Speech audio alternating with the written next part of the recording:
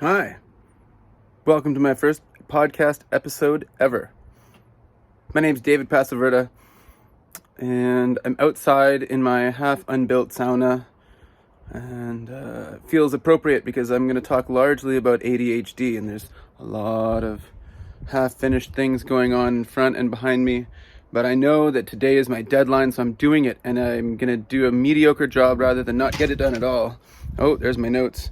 I made a bunch of notes. And that's important because otherwise I might lose my train of thought. Anyway, hi. I'm going to try and keep this 5 minutes.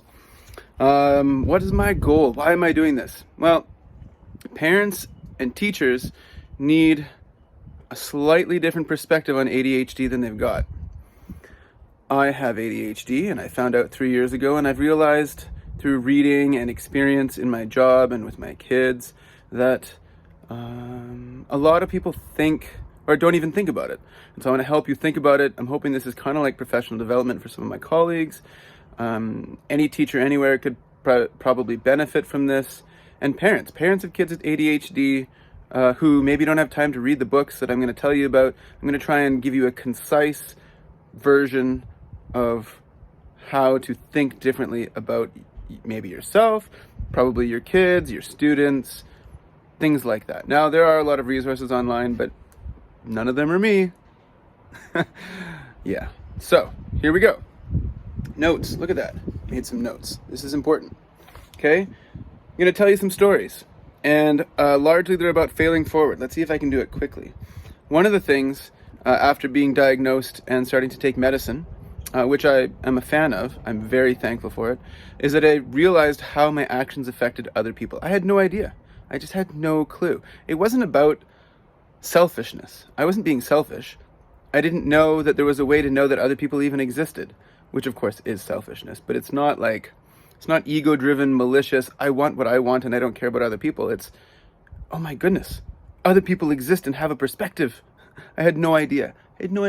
I walked into the house, and instead of taking my hoodie off and dropping it on the chair because I didn't even know what I was doing because I was focused on the next task, I stopped and I thought, oh, wait, if I put the hoodie away now, I won't have to do it later, and my lovely wife won't be annoyed.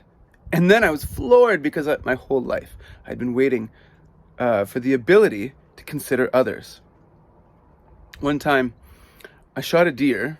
I'm a hunter, and I really appreciate hunting. I love living out here in the Kootenays of British Columbia. I'm a hunter, and I was so obsessed with being able to help my family eat that I shot a deer. I had permission on the land that I was hunting from. I had permission on the land, sort of. I had a year ago that I shot across the fence. I shot a bullet, went across the fence onto somebody else's property. And I had permission for that. But then the deer ran across another fence, and I thought, oh, they won't care. No big deal. So I went and got the deer, and my children were with me. We were being really safe. I was being really safe. I knew what was behind the deer. But there was a person who had that property, and they were upset. And before medicine, I was like, I don't know why they're upset. I'm being safe. And my perspective was only about my perspective. I couldn't think, well, this guy's a grandpa. Maybe he isn't comfortable with guns, and is just trying to feel protective of his property and his grandchildren who might be hanging out there someday. And later, when I started taking medicine, I thought back to that incident, and I thought, oh, he has a perspective. It's okay that he's scared. He's not used to guns. I don't see guns as a danger because I use them often for hunting.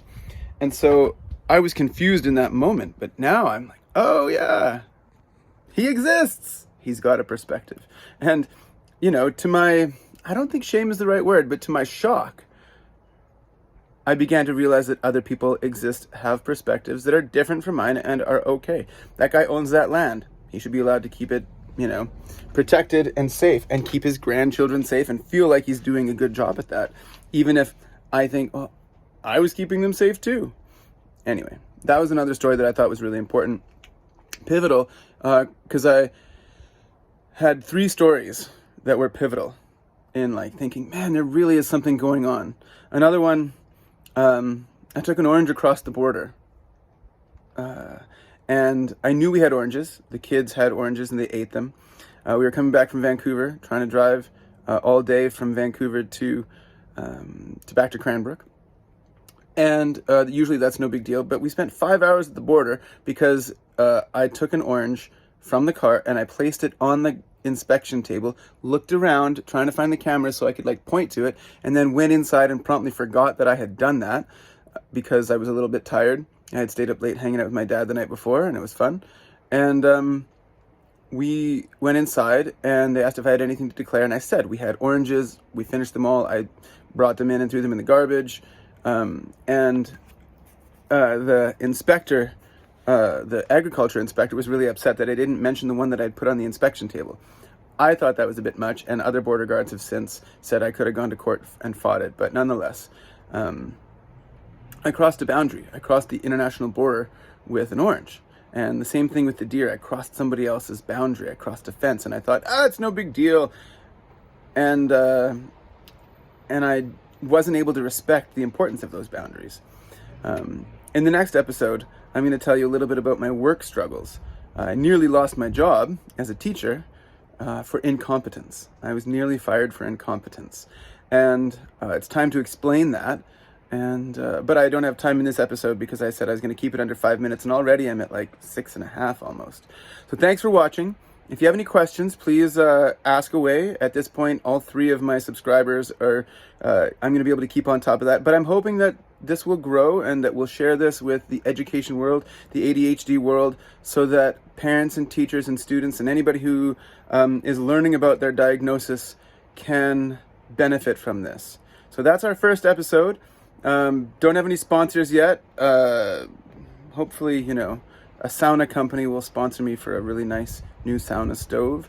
And I'd like to suggest that Organica health products in Vancouver, located in Vancouver, sold at Costco. They're a great product. They don't sponsor me at all. Health of Forest Brooks, Wetterlings, Great Axe Company, maybe Tika Finnish Firearms one day. Who knows?